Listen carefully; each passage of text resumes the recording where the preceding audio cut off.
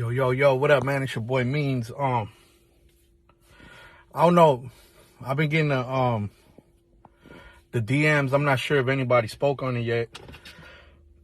I guess something about Big U talking about he knocked out like 32 homies in a riot or something like that. I'm gonna be 100 with you, right? Like,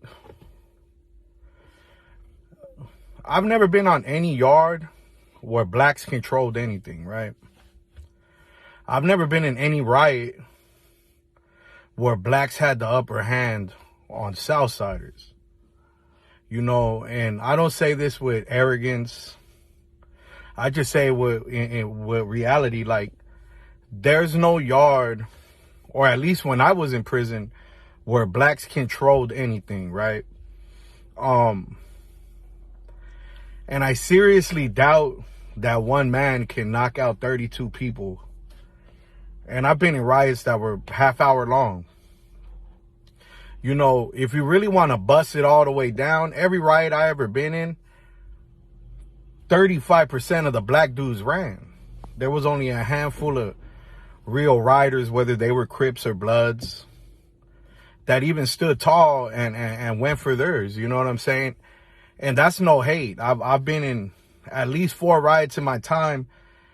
And in every riot I was in, I seen a good amount of black dudes running for the walls, trying to get behind and just really being turned down. Don't get me wrong. Like, when it comes to blacks in prison against each other, I done seen them, take it to the ground. But when it comes to us, they've never been able to really, challenge us.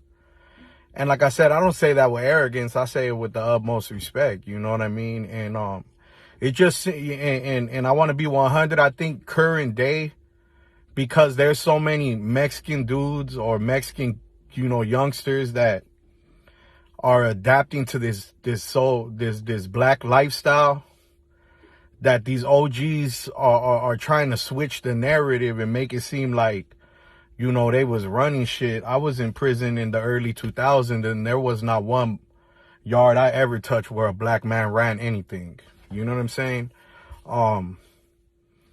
They're not as structured as us. They're not as militant as we are.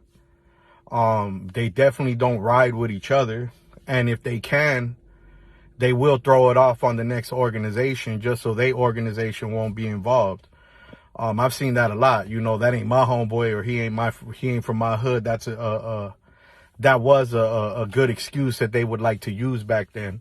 Don't be fooled. You know what I'm saying? Like, I'm older now. I haven't been to prison in some years, but when I was there, I can tell you confidently, ain't no black man ever ran any yard I was on. You know what I'm saying? And ain't no black man ever walk out of a riot with Mexicans, with their hand in victory. We control everything, period. And yeah, we may be small in stature, but if they don't tell you that they fear us or they fear altercation with us, then they lying to you, bro.